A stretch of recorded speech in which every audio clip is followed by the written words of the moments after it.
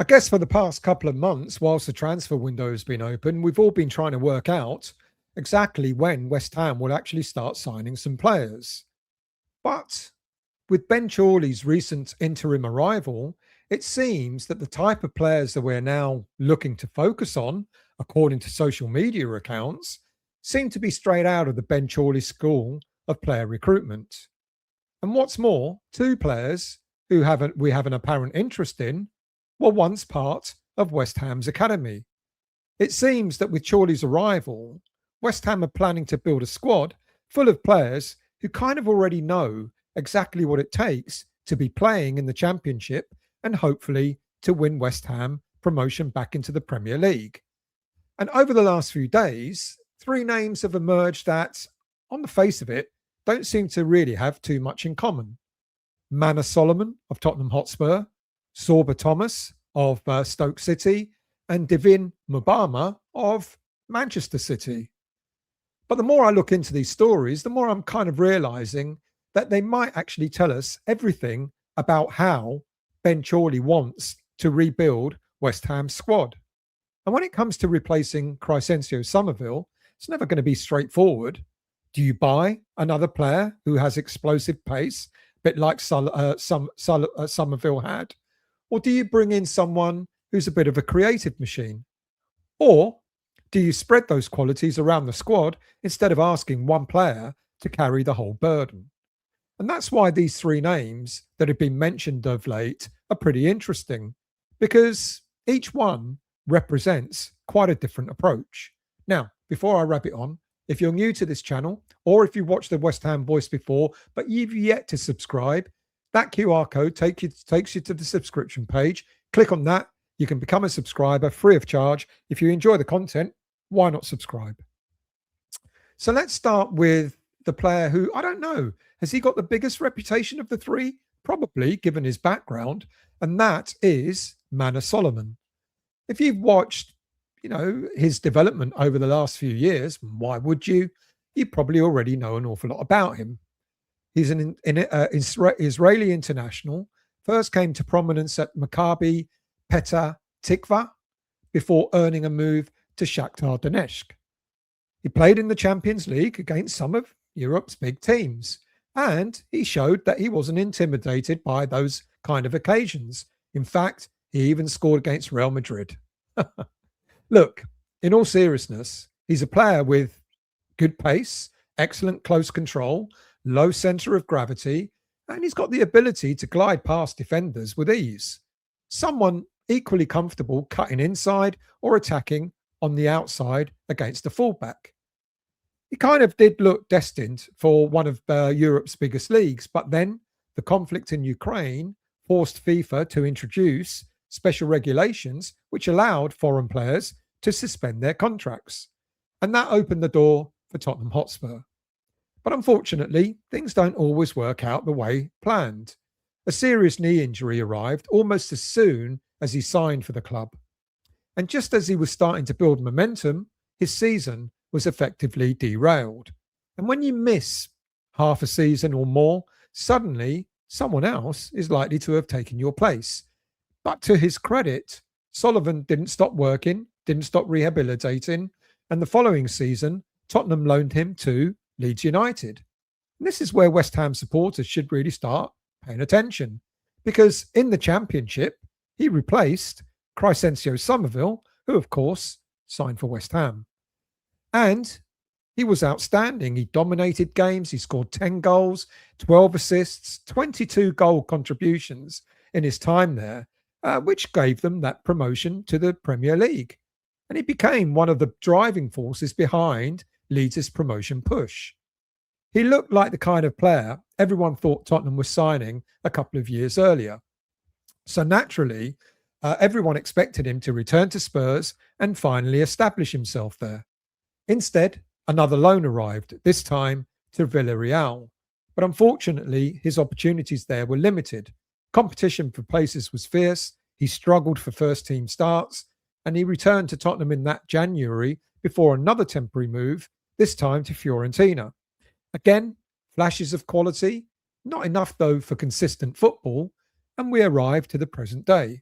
because reports are suggesting that Solomon wants to leave Tottenham Hotspur on a permanent basis because at the age of 27, he does need to be playing week in, week out. He's entering what should be the best years of his career. Sitting on a bench simply isn't an option for him anymore. And he's currently on the pre-season setup with Tottenham Hotspur, and he's getting regular game time. So we'll see what happens. But his mind is made up that he wants to leave. And from West Ham's point of view, you can see the immediate attraction in why we're interested in him. He's already shown that he can dominate the Championship. Stylistically, he's probably the closest player, as I've said, to Crescencio Summerville. He's got that willingness to run directly at defenders, committing defenders to put in a tackle. And he creates chances. There is, of course, one obvious issue. He is contracted to Spurs, and would they want to send the player to another London club? Look, normally I'd say probably not. But given that we're not a threat to them anymore, and there might well be an opportunity for a transfer. And let's not forget, we've had our business done with Tottenham over the summer, where we sold them. We've strengthened them, no doubt, by selling them Matthias Fernandes. So, look, this is a possibility. And it kind of, does have Ben Chorley sort of written all over it. Ideally, we'd want to loan him. But if that's not the opportunity to have here, if he's willing to drop back down a league again, then Solomon could be a really astute piece of business for West Ham United. Then we come to another player with a completely different outlook, and that's Sorba Thomas. Many supporters won't realise this or may not know it, but he was at West Ham's academy until the age of 16. But his journey kind of ended before it even started at West Ham. We released him at the age of 16. A lot of players don't recover from that, but Sorba Thomas did. And instead of giving up, he dropped straight into non-league football. How many players would do that after being part of an academy in the Premier League at the time? He spent time with Boreham Wood before moving to Sutton United, learning the game the hard way. That's how you learn. Quite a few players have done that, haven't they? Eventually, his performances caught attention. Huddersfield Town gave him an opportunity, and he developed there as one of the Championship's most creative attacking players. Not necessarily the quickest, but very effective. And he became renowned for the quality of his crossing, his delivery from set pieces, and above all, his work rate. He was the type of player managers would love to have because you know exactly what you're going to get from him every single week. He was reliable, disciplined, creative, and hardworking. Now, those performances also earned him international recognition with Wales, where he quickly became an important member of the squad. His career continued to develop with spells abroad before eventually arriving at Stoke City. And if last season proved anything, it's that Sorba Thomas is operating at the very top end of the Championship football. In his 46 league appearances last season, he scored 10 goals and registered 11 assists. 21 goal contributions from wide areas. That's pretty decent. But what impressed me more wasn't necessarily about the statistics. It was how central he became to everything that Stoke City did. Almost every dangerous attack seemed to involve Thomas. He was driving Stoke forward almost single-handedly.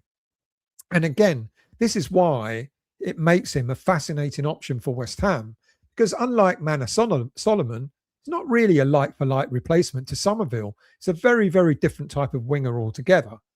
Summerville used his pace. Thomas would hurt players with quality. Where Summerville would want to beat 2 or 3 players, Thomas often beats you with one perfectly weighted cross.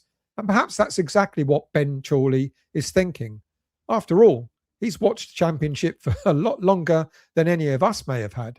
So he would know exactly what Sorba Thomas can deliver over a 46-game season. I guess the question is, would that be enough for West Ham supporters who have kind of become accustomed to watching the likes of Summerville? Are they happy, or does it not matter what the player is so long as he's effective? Now, I guess neither story is not quite as fascinating as the last one, because the final name on the list is the most interesting of all, in some ways, for West Ham fans. Divin Mubama. Now, we all know an awful lot about Mubama. He was viewed by a lot of supporters as the next big thing in the academy, a player who genuinely looked like he could break through and become a first team regular. And unlike Sorba Thomas, who had to rebuild his career after being released by going down to non league football, Mubama went in a very different direction after West Ham. Look, West Ham United were desperately keen to keep Mubama. There was a contract on the table, but Man City came calling. Or did they come calling straight after? I don't remember now. But Man City came calling nonetheless. And look, we know what he was like. He came through the academy system. He scored goals for fun at youth level. He quickly built up a reputation as one of the brightest attacking talents at the club. He was strong, powerful, aggressive, a natural finisher. He had the physical attributes that modern strikers need. And importantly, he had something that every academy supporter loves to see, a genuine connection with West Ham. He wasn't just another player. He was one of West Ham's own, as was Thomas, I guess, to be honest, up to the age of 16. He made his first team debut under David Moyes. He got a few opportunities in senior football. He showed glimpses of why the club believed there was something special there. And many supporters, as I've said, believed it was only a matter of time before he became a West Ham regular. But the interest from Man City came along. And when Man City comes along calling for a young player, let's be honest, it's pretty difficult to ignore. The appeal is obvious. The opportunity to train alongside some of the best players in the world and the chance to develop at one of the most successful clubs in Europe. For a young footballer, those opportunities are incredibly difficult to turn down.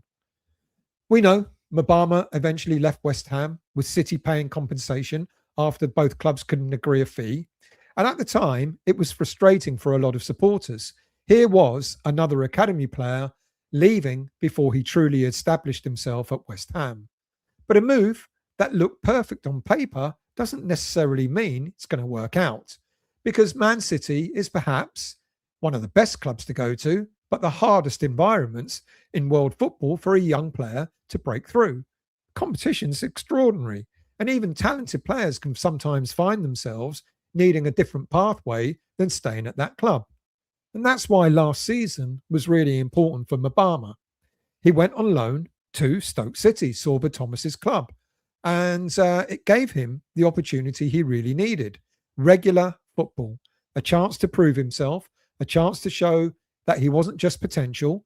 And to his credit, he handled the championship extremely well. It's not an easy league for a striker to be in. Physical, the schedule, the pressure, etc. Every week you're kind of facing experienced defenders who do know every trick in the book. But Mubama adapted.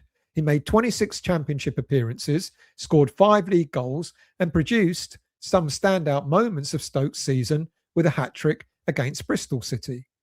But perhaps the most important thing than numbers was his development. He looked stronger, he looked more confident, his movement improved, his ability to hold the ball up developed, and he started to look less like a promising academy player and more like someone who actually can compete at senior level. Unfortunately, just as things were moving in the right direction, injury struck. A serious leg injury, which was first thought to be a broken leg, brought his season to a premature end. Suddenly, instead of finalising the season, finishing the season, building confidence, Mubama was facing months of rehabilitation. And the interesting question now is, where does his future lie? Man City have got an incredible amount of attacking talent. Breaking into that first team is not easy.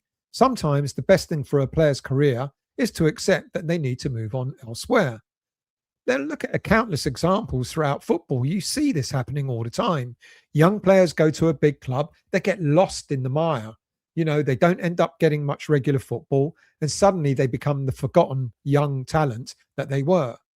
Could Mubama be an example of that? Potentially, because Man City have got to decide his future, and I've mentioned it a couple of times. I don't know when this game has been had, if it has already been done, but Man City are apparently putting a showpiece game together full of young talent, full of players that they want to either loan out or move on permanently. And apparently Mubama was one of those players. I don't know if it's been played yet. I haven't heard much more about it.